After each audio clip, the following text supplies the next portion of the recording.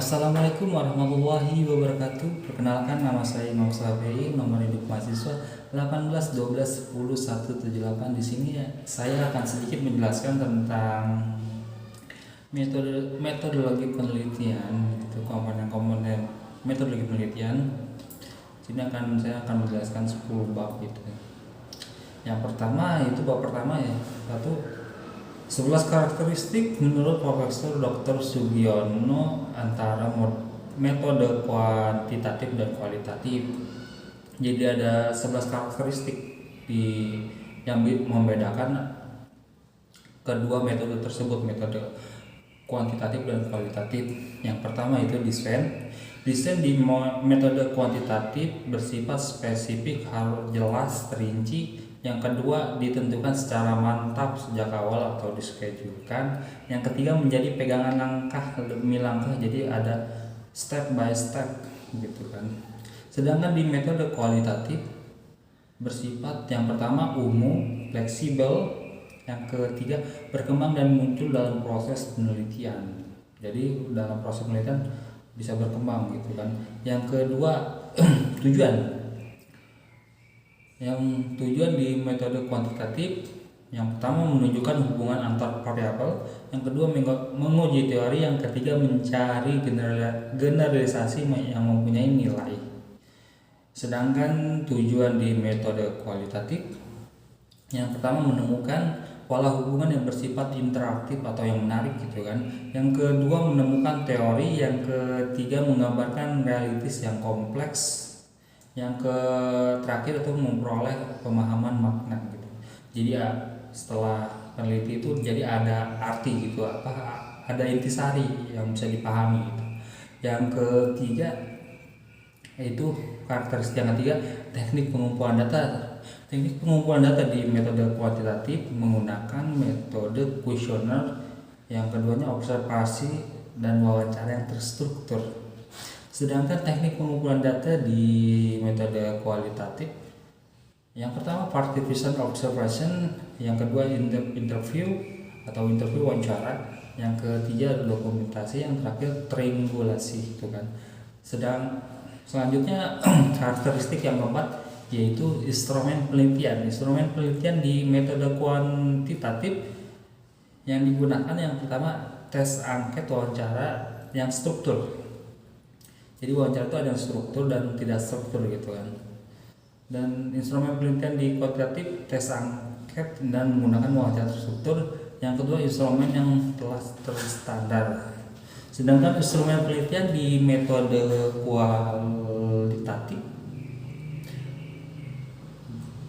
yang pertama itu peneliti sebagai instrumen. Jadi penelitinya yang sebagai instrumen. Yang kedua buku bisa menggunakan alat-alat barunya yang di metode kualitatif menggunakan catatan atau ditulis gitu kan. Sedang wawancara ditulis apa yang dibicarakan narasumber. Ada yang pakai tape recorder untuk merekam suara, ada yang pakai kamera handycam memvideokan saat melakukan wawancara tersebut. Yang kelima, karakteristik yang kelima, data. Data di kuantitatif hasil pengukuran variabel yang dioperasikan dengan menggunakan instrumen. Jadi hasil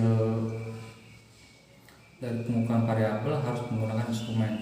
Sedangkan data di metode kualitatif menggunakan deskriptif kualitatif, yang kedua dokumen pribadi, catatan lapangan, ucapan dan tindakan responden atau narasumber, dan dokumen lainnya yang bisa menghasilkan data gitu kan. Selanjutnya yang keenam, karakteristik keenam yaitu sampel. Sampel di metode kuantitatif lebih bersifat besar atau umum. Yang kedua representatif. Yang ketiga sedapat mungkin random gitu kan.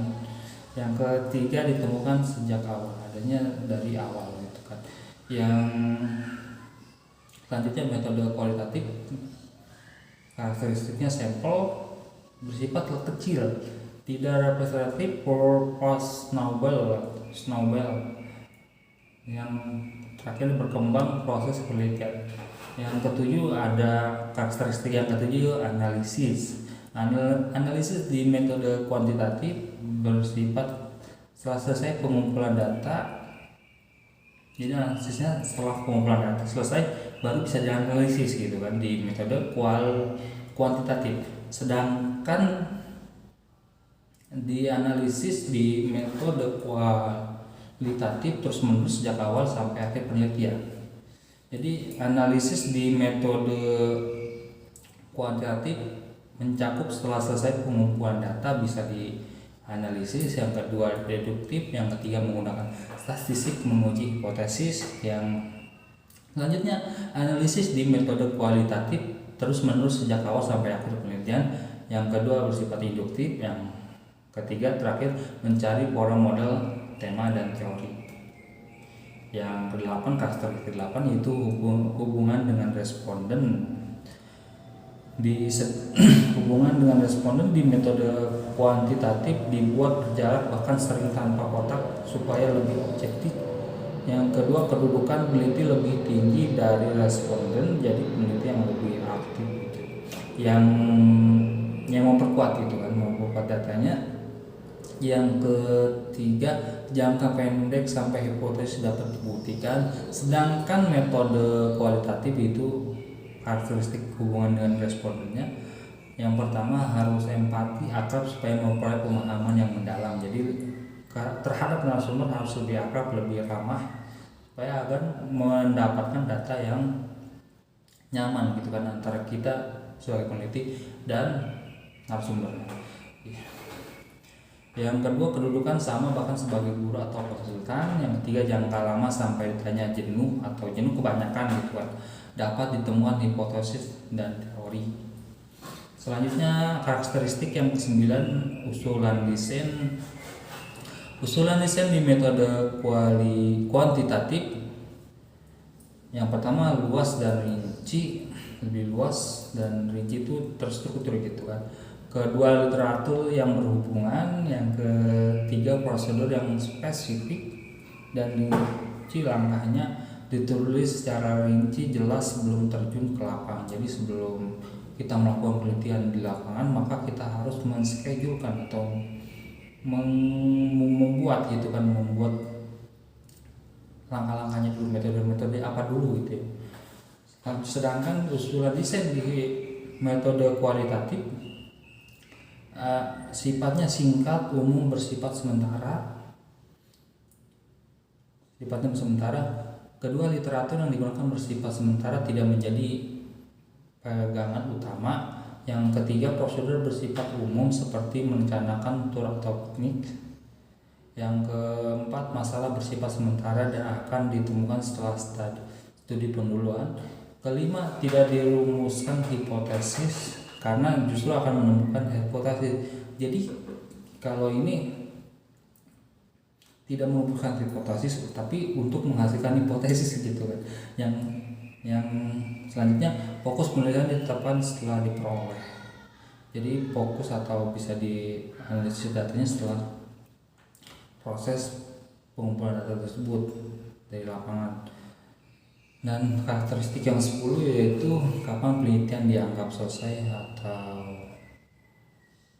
selesai gitu kan, bisa dikatakan cukup. Di metode kuantitatif, setelah semua kegiatan yang direncanakan dapat diselesaikan. Jadi di metode kuantitatif semua bisa dikatakan selesai penelitian bila mana yang direncanakan kita terschedulekan telah terlaksana. Sedangkan di metode kualitatif telah tidak ada data yang dianggap baru atau jenuh. Jadi setelah kita mewawancari atau kita mencari data-data yang dianggap tidak ada, yaitu itu aja gitu jawabannya, maka dianggap selesai. Selanjutnya karakteristik yang 11 yaitu kepercayaan terhadap hasil penelitian atau menguji validasi atau kebenaran penelitian. Bisa digunakan cara di metode kuantitatif menggunakan pengujian validasi dan reliabilitasnya gitu kan. Kalau di metode kualitatif pengujiannya di kredibilitas dan depanabilitas dan hasil penelitian. Oke, selanjutnya bab kedua yaitu tentang teknik analisis data. Pengertian dalam kuantitatif, teknik analisis data digunakan sudah jelas atau diarahkan menjawab perumusan masalah atau menguji hipotesis. Untuk menguji hipotesis yang telah dirumuskan dalam proposal karena datanya kuantitatif, maka teknik menguji hipotesis hubungan antar dua variabel. Bila ditanya ordinal, maka statistik yang digunakan adalah korelasi Spearman rank. Sedang bila ditanya interval atau di ratio, digunakan korelasi Pearson product moment. Bila akan menguji signifikasi komparasi data, ada dua sampel, datanya interval atau ratio, digunakan tes dua sampel. Bila ditanya nominal, digunakan C kuadrat. Selanjutnya, bila akan menguji hipotesis komparatif lebih dari dua sampel, datanya interval, digunakan analisis varian. Analisis data kualitatif bersifat induktif, yaitu satu analisis berdasarkan data yang diperoleh, selanjutnya dikembangkan menjadi hipotesis yang dirumuskan berdasarkan data tersebut. Selanjutnya dicairkan data lagi secara berulang-ulang sehingga selanjutnya disimpulkan apakah hipotesis tersebut bisa diterima, gitu ya, bisa dipercaya.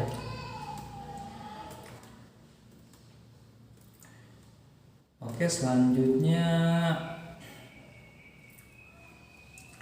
menurut analisis data selama di lapangan, model Spartelli di bukunya tahun 1980 membagi analisis data penelitian kualitatif berdasarkan tahapan penelitian kualitatif. Yang pertama ada analisis domain, memperoleh gambaran yang umum menyeluruh objek penelitian atau situasi sosial ditemukan sebagai dominan atau kategori diperoleh dengan pertanyaan grand dan miniatur. Penelitian menetapkan dominan tentu sebagai pijakan penelitian. Selanjutnya, makin banyak dominan yang dipilih maka semakin lama penelitian. Selanjutnya analisis taksonomi, yaitu domain yang dipilih tersebut selanjutnya dijabarkan menjadi lebih lineal untuk mengetahui struktur internalnya, dilakukan dengan observasi terfokus. Oke, yang selanjutnya analisis komputasional, mencari spesifik pada setiap struktur internal dengan cara mengontraskan antar elemen, harus dilakukan dengan observasi dan wawancara terseleksi dengan pertanyaan yang mengontraskan. Selanjutnya analisis tema kultural, discovering cultural them, bahasa Inggrisnya, mencari hubungan antara domain, bagaimana hubungan dengan keseluruhan, dan selanjutnya dinyatakan ke dalam tema judul penelitian.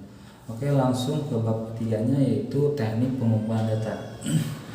Teknik pengumpulan data terdapat dua hal utama mempengaruhi kualitas penelitian, yaitu yang pertama kualitas instrumen penelitian, yang kedua kualitas pengumpulan data.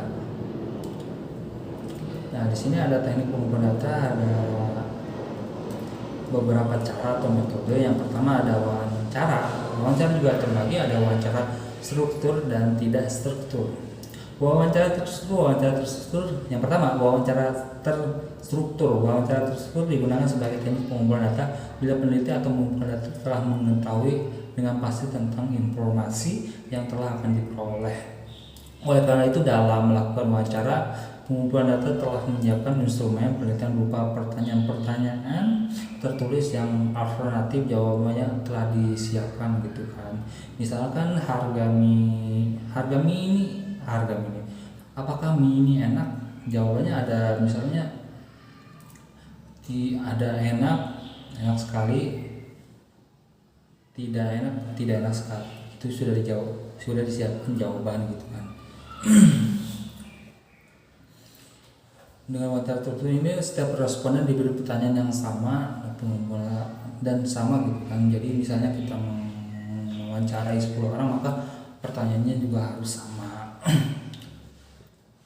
Oke, selanjutnya wawancara yang tidak struktur, atau wawancara yang bebas, di mana peneliti tidak menggunakan pedoman wawancara yang tersusun, jadi tidak harus menanyakan pertanyaan yang A, B, C, D. Jadi cukup menanyakan masalah besar, masalah umumnya kepada narasumber atau responden gitu kan. Yang kedua, metode pengumpulan data yang kedua itu kuesioner atau angket. Kuesioner merupakan teknik pengumpulan data yang dilakukan dengan cara memberikan seperangkat atau kumpulan pertanyaan tertulis kepada responden untuk dijawab. Kuesioner merupakan teknik pengumpulan data yang efisien, yang sangat mudah gitu kan, sangat cepat, efisien itu bila peneliti tahu dengan pasti variabelnya, yang pasti tahu masalahnya yang ditanyakan, maka lebih efisien gitu kan. Cocok dengan bila jumlah responnya cukup besar dan tersebar di wilayah luas. Kuesioner dapat berupa pertanyaan, pernyataan tertutup atau terbuka. Bila penelitian dilakukan pada lingkup yang tidak luas, sehingga kuesioner dapat diantarkan langsung dalam waktu yang tidak terlalu lama, sehingga kuesioner dapat, maka pengiriman angket kepada responden tidak terlalu pos dengan adanya kontak langsung antara peneliti dan responden gitu kan. Jadi misalnya kita lagi jalan-jalan untuk menanyakan apa masalah gitu penelitian kita lebih baiknya gitu kan kita menuju ke respondennya langsung. Prinsip penulisan angket menyangkut beberapa faktor, yaitu ada isi dan tujuan pertanyaan, bahasa yang digunakan mudah yang dimengerti gitu kan. Digunakan mudah, pertanyaan yang tertutup, terbuka, negatif, positif. Pertanyaan tidak membuat, tidak membingungkan, tidak menanyakan hal yang sudah lupa. Pertanyaan tidak mengarahkan panjang pertanyaan dan urutan pertanyaan.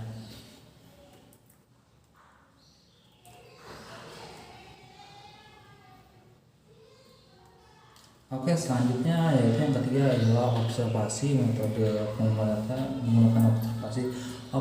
Observasi berperan serta atau participation observation. Dalam observasi ini peneliti terlibat dengan kegiatan sehari-hari yang sedang diamati atau digunakan sebagai sumber data. Misalnya kita akan meneliti gitu kan apa pelajaran MTK di SMA mana, maka kita harus mendatangi ke SMA tersebut dan melihat langsung gitu kan. Yang kedua ada observasi partisipan. Kalau dalam observasi partisipan peneliti terlibat langsung dengan aktivitas orang yang diamati, maka dalam observasi partisipan atau partisipasi gitu kan, peneliti tidak terlibat hanya dengan pengamatan independen. Misalnya dalam suatu tempat pemungutan suara TPS, peneliti dapat mengamati bagaimana perilaku masyarakat dalam menggunakan hak pilihnya dalam interaksi dengan panitia dan pemilih yang lainnya. Peneliti mencatat pemilihan umum mengumpulkan data dengan observasi non-partisipasi, ini tidak akan mendapatkan data yang mendalam dan tidak sampai pada tingkat makna. Makna adalah nilai-nilai yang baik, perilaku yang tampak terucapkan, tertulis. Oke, selanjutnya ada yang ketiga observasi terstruktur. Observasi terstruktur adalah observasi yang dirancang secara sistematis tentang apa yang diamati, kapan dan di mana tepatnya, jam berapa gitu kan. Jadi observasi terstruktur dilakukan apabila peneliti tahu dengan pasti tentang variabel yang akan diamati dalam melakukan pengamatan penelitian menggunakan instrumen penelitian yang telah teruji validasinya atau kebenarannya. Oke, selanjutnya keempat, observasi yang tidak struktur. Observasi yang tidak struktur adalah observasi yang dipercaya secara sistematis tentang apa yang akan diobservasi atau yang akan kita amati. Hal ini dilakukan karena peneliti tidak tahu secara pasti tentang apa yang akan diamati. Melakukan pengamatan, peneliti tidak menggunakan instrumen yang baku gitu kan, tapi hanya berupa rambu-rambu pengamatan dalam satu peranan industri. Sebagai berbagai negara, penelitian belum tahu pasti apa yang diamati. Oleh karena itu, peneliti dapat melakukan pengamatan bebas, mencatat apa yang tertarik, melakukan analisis, kemudian dibuat kesimpulan. Oke, selanjutnya bab keempat yaitu populasi dan sampel. Yang pertama, populasi. Populasi adalah wilayah generalisasi yang terdiri atas objek subjek yang mempunyai kualitas dan karakteristik tertentu ditetapkan oleh peneliti untuk dipelajari dan kemudian ditarik kesimpulannya. Jadi populasi bukan hanya orang tetapi objek dan benda-benda alam yang lain. Populasi juga sekadar jumlah pada objek subjek yang dipelajari meliputi seluruh karakteristik sifat yang dimiliki oleh subjek atau objek. Itu misalkan melakukan penelitian di sekolah SMP misalnya, maka sekolah ini merupakan populasi. Sekolah ini SMP ini mempunyai sejumlah orang atau subjek yang populasi arti jumlah kuantitasnya, tetapi sekolah SMP ini juga mempunyai karakteristik. Orang-orang misalnya memotivasi kerjanya disiplin, kerjanya pemimpinan. Contohnya gitu. Oke, selanjutnya sampel. Sampel adalah bagian dari jumlah dan karakteristik yang dimiliki oleh populasi tersebut. Bila populasi besar dan peneliti tidak mungkin mempelajari semua yang dapat populasi misalnya karena keterbatasan dan tenaga dan waktu, maka peneliti dapat menggunakan sampel yang diambil dari populasi itu. Apa yang dipelajari dari sampel itu kesimpulannya akan dapat diberlakukan untuk populasi. Oke, selanjutnya bab kelima itu variabel penelitian. Variabel penelitian adalah konsep penelitian atau konsepnya gitu kan, desain penelitiannya. Secara teoritis variabel dapat didefinisikan sebagai atribut seseorang atau objek yang mempunyai variasi atau satu orang dengan yang lain, satu objek dengan objek yang lain. Menurut Haas dan Faraday di bukunya tahun 1981. Selanjutnya menurut Kidder di bukunya tahun 1981 menyatakan bahwa variabel adalah salah satu kualitas di mana peneliti mempelajari dan menarik kesimpulan darinya. Macam-macam variabel menurut hubungan antara satu variabel dengan variabel lain, maka macam-macam variabel dalam penelitian dibedakan menjadi secara umumnya dua, ada independen dan dependen, tapi di sini ada 4 dalam bukunya Profesor Dr. Sugiono.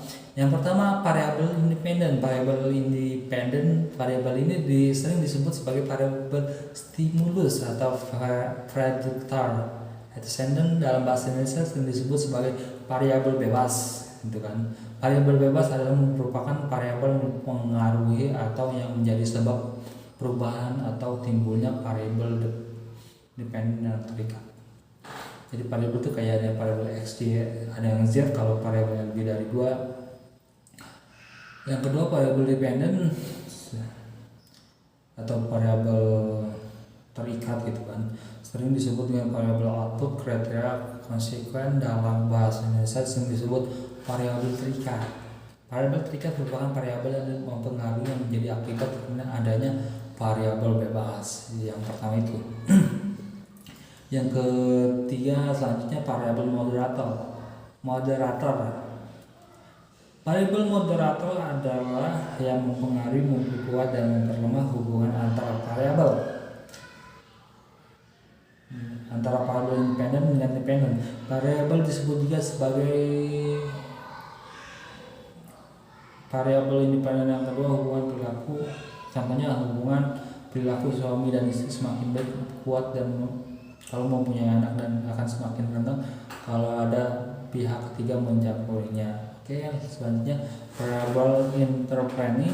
Dalam hal ini Taxman dalam bukunya di tahun 1988 menyatakan an intervening variable is the factor that theoretically affect of the observed phenomenon but cannot be measure or manipulated. Variabel independen adalah variabel secara teoritis mempengaruhi hubungan variabel antara variabel independen dengan dependen menjadi hubungan yang tidak langsung dan tidak dapat diamati dan diukur, sehingga variabel independen tidak langsung mempengaruhi perubahannya yang timbul dari variabel dependen. Oke, selanjutnya variabel kontrol. Variabel kontrol adalah variabel yang dikendalikan atau dibuat konstan sehingga mengaruhi variabel independen terhadap dependen, tidak dipengaruhi oleh faktor luar, tidak teliti. Variabel kontrol sering digunakan sebagai peneliti bila melakukan penelitian bersifat membandingkan atau membandingkan dari A dan B gitu kan, dari sekolah A misalnya B. Contohnya pengaruh jenis pendidikan terhadap keterampilan dan mengetik. Variabel independennya pendidikan di SMU dan SMK. Variabel kontrolnya ditetapkan sama, misalnya ada dalam naskahnya diketik sama, mesin tik digunakan di ruang tempat mengetik sama, di ruangan tempat yang sama, maka besar pengaruh jenis pendidikan terhadap keterampilan mengetik dapat diketahui lebih pasti ya. Oke, selanjutnya bab ke-6 yaitu tentang hipotesis penelitian. Hipotesis atau tanggapan dasar adalah jawaban sementara terhadap masalah yang masih bersifat praduga, karena masih harus dibuktikan sebenarnya atau divalidasi atau dianalisis. Dugaan jawaban tersebut merupakan kebenaran yang sifatnya sementara gitu kan, yang akan diuji kebenarannya dengan rata-rata dikumpulkan melalui penelitian. Bentuk-bentuk hipotesis sangat terkait dengan rumusan masalah penelitian, bisa dilihat dengan ekspansinya. Maka bentuk rumusan masalah penelitian ada 3, yaitu rumusan masalah deskriptif, variabel mandiri atau komparatif, perbandingan, dan ada asosiatif yang ketiga. Yang pertama adalah hipotesis deskriptif. Hipotesis deskriptif merupakan jawaban sementara terhadap masalah deskriptif, yaitu dengan berkenaan dengan variabel mandiri. Yang kedua, hipotesis komparatif, yaitu hipotesis komparatif merupakan jawaban sementara terhadap rumusan masalah. Pada rumusan ini variabelnya sama tetapi populasi atau sampelnya yang berbeda atau keadaan itu terjadi pada waktu yang berbeda. Yang ketiga adalah hipotesis asosiatif, adalah jawaban sementara terhadap rumusan masalah. Asosiatif yaitu yang menanyakan hubungan antar dua variabel.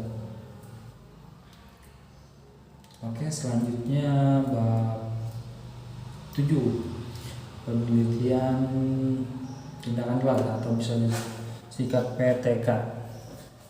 Yang pertama, pengertian penelitian tindakan kelas.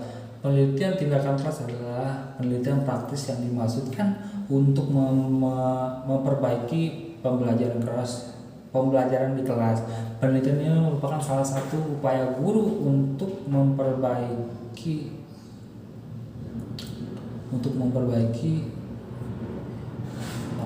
sistem belajar di kelas. Untuk memperbaiki atau meningkatkan mutu pembelajaran di kelas.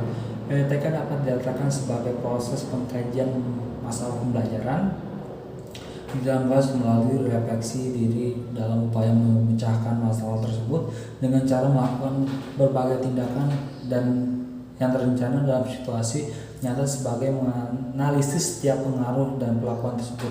PTK merupakan salah satu publikasi ilmiah dalam konteks pengembangan profesi guru secara berkelanjutan, ditunjukkan untuk perbaikan dan peningkatan mutu proses pembelajaran atau mutu pada pendidikan umumnya. PTK ini cocok dilakukan oleh guru karena prosesnya praktis. Selanjutnya sejarah PTK, sejarah penelitian tindakan kelas.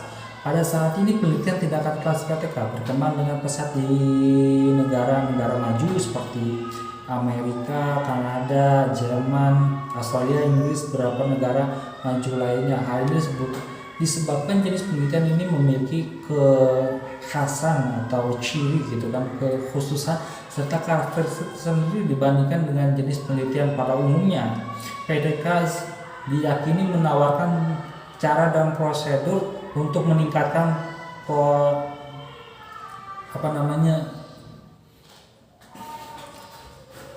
profesionalisme guru dalam proses belajar mengajar gitu kan. Dengan melihat sebagai indikator keberhasilan proses dan hasil pembelajaran yang terjadi pada siswa dalam bukunya Suyanto tahun 1997, PTK merupakan bagian penelitian tindakan yaitu action research, sehingga membicarakan sejarah ketika berarti membahas sejarah pendidikan juga. Oke, selanjutnya penelitian tindakan merupakan perkembangan yang baru pada muncul pada tahun 1940 gitu. 1940-an.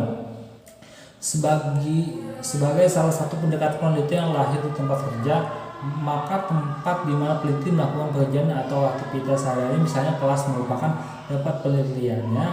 Bagi guru, sekolah menjadi tempat penelitian. Bagi kepala sekolah, aktivitas masyarakat tempat bekerja atau beraktivitas adalah untuk memperbaiki kinerja kerja gitu kan, di mana peneliti bekerja tanpa harus melakukan penelitian tempat lain. Penelitian merupakan penelitian yang dilakukan bersamaan ketika si peneliti sedang bekerja atau beraktivitas di tempatnya kerja tanpa mengganggu secara berarti pekerjaan tersebut. Oke, selanjutnya perkembangan PTK di Indonesia masih relatif muda atau masih baru-baru ini gitu kan. Pada tahun 1994 sampai dengan 1995 proyek PGSD memprogramkan penelitian kebijakan dan penelitian tindakan dengan topik ke SD-SDan, namun pada waktu ini belum ditekankan penelitian tindakan kelas karena PTK masih merupakan hal baru gitu kan, hal sangat tabu gitu, sangat baru. Kemudian pada tahun 1996 sampai dengan 1997 proyek penelitian guru SD memprogramkan penelitian tindakan kelas bagi dosen PGSD di seluruh Indonesia bekerja dengan guru-guru SD. Sejak itu penelitian tindakan kelas mulai berkembang sebagai suatu penelitian kolaboratif atau kolaborasi dalam kelas sebagai upaya perbaikan dan meningkatkan kualitas pembelajaran. Oke, bab ke-8 itu karakteristik dan langkah-langkah PTK penelitian kelas. Yang pertama, karakteristik PTK. Menurut Suyanto di bukunya tahun 1997 dapat dilihat dari bentuk nyata kegiatan penelitian tindakan kelas itu sendiri. Penelitian tindakan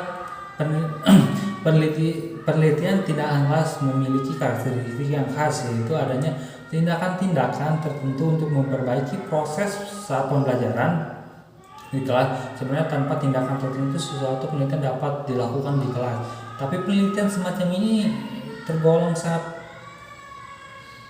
ke dalam penelitian tindakan kelas juga. Adapun menurut Suharjono di bukunya tahun 2007 halaman 62 mengajukan beberapa karakteristik penelitian di kelas, yaitu yang pertama adanya tindakan action atau aksi. Tindakan itu dilakukan pada situasi alami, bukan dalam laboratorium, jadi di kelas, bukan di tempat disediakan atau dikhususkan untuk penelitian, enggak. Ditunjukkan sebagai memecahkan permasalahan yang praktis. Tindakan tersebut merupakan salah satu kegiatan yang sengaja dilakukan dengan tujuan tertentu. Oke, selanjutnya karakteristik yang kedua, penelitian tindakan kelas merupakan salah satu kegiatan penelitian yang tidak saja berupa untuk memecahkan masalah, akan tetapi sekaligus mencari dukungan ilmiahnya. Penelitian tindakan kelas merupakan bagian penting dari upaya mengembangkan profesionalisme guru, tumbuhnya sikap profesional dalam diri guru, karena penelitian tindakan kelas mampu membelajarkan guru untuk berpikir kritis dan sistematis, mampu membiasakan untuk membelajarkan guru untuk menulis dan membuat catatan. Yang ketiga yaitu karakteristik yang ketiga, hal yang dipermasalahkan bukan hasil dari kajian teoritisnya atau hasil dari penelitian terdahulu, tetapi berasal dari adanya permasalahan yang nyatanya aktual yang terjadi dalam pembelajaran di kelas. Dengan kalimat lain, penelitian tindakan kelas berfokus pada masalah praktis, bukan problem teoritis dan bersifat bebas konteks. Yang keempat, penelitian tindakan kelas dimulai permasalahan yang sederhana, nyata, jelas, ada, real gitu kan, mengenai hal-hal yang ada dalam kelas. Yang kelima, Adanya kolaborasi atau kerjasama antara praktisi guru, kepala sekolah, siswa, dan lain-lainnya, orang tua siswa atau wali murid.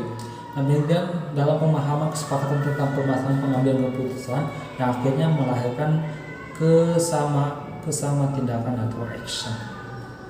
Oke, selanjutnya keenam, bisa mengikuti penelitian tindakan kelas dilakukan apabila keputusan kelompok komitmen untuk mengembangkan.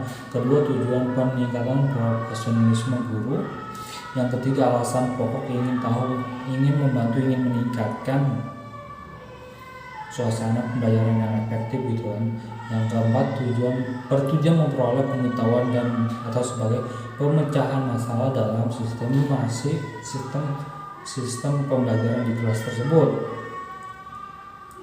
Langkah penelitian tindakan kelas PTK yang pertama, bisa mengidentifikasi merumuskan masalah. Jadi apa aja masalah yang ditindakkan kelas ini, seperti misalnya murid tidur atau bandel gitu kan di kelas atau tidak memperhatikan. Yang kedua, menganalisis masalahnya, kenapa nih bisa terjadi masalah ini.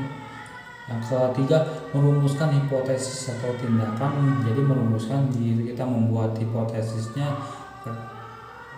metodenya gitu kan. Misalnya kenapa anak ini suka tidur gitu kan, kita nanya gitu kan. Membuat rencana tindakan dan pemantauannya, kita lihat pemantauannya, penelitiannya.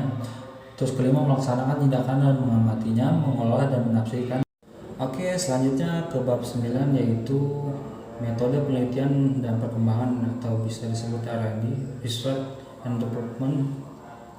Pengertian metode penelitian dan pengembangan atau dalam bahasa Inggrisnya Research and Development adalah metode penelitian yang digunakan untuk menghasilkan produk tertentu dan menguji keefektifannya produk tersebut untuk dapat menghasilkan produk tertentu yang digunakan. Peneliti bersifat analisis dan kebutuhan untuk menguji keefektifan produk tersebut supaya dapat berfungsi di masyarakat luas, dan diperlukan penelitian untuk menguji keefektifan produk tersebut. Jadi penelitian mengembangkan bersifat longitudinal, bertahap, bisa multi years, bisa efeknya 1 tahun 2 tahun gitu kan. Yang langkah-langkahnya, yang kedua yaitu potensi masalahnya, yang kedua pengumpulan datanya, yang ketiga desain produk, yang keempat validasi desain, merupakan proses kegiatan untuk menilai rancangan produk. Hal sistem ini kerja baru secara rasional, efektif, yang lama atau tidak gitu kan. Dikatakan rasional karena validasinya ini bersifat penelitian berdasarkan pemikiran rasional.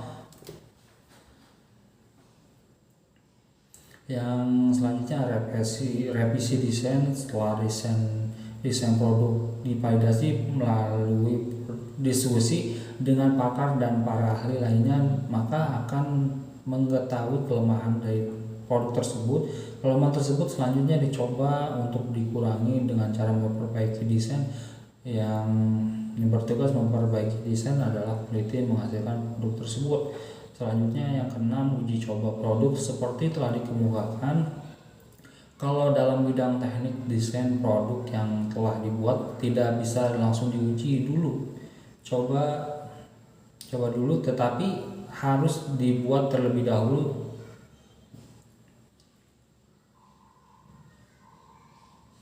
Menghasilkan barang dan tersebut diuji coba, misalnya di desain mesin pengolahan sampah. Setelah divalidasi atau direvisi, maka selanjutnya mesin tersebut dibuat dalam bentuk prototip. Prototip inilah selanjutnya diuji coba. Ketujuh adalah revisi produk. Yang selanjutnya uji coba pemakaian, dicoba produk itu dipakai gitu kan. Yang ketiga, 9 revisi produk. Dan setelah uji coba pemakaian kan pasti ada revisi produk, apakah ada kelemahannya apa gitu kan, apa minusnya atau positifnya atau kegunaannya itu. Selanjutnya produksi massal, membuat skala produk yang besar lalu didistribusikan pada pemakai gitu kan.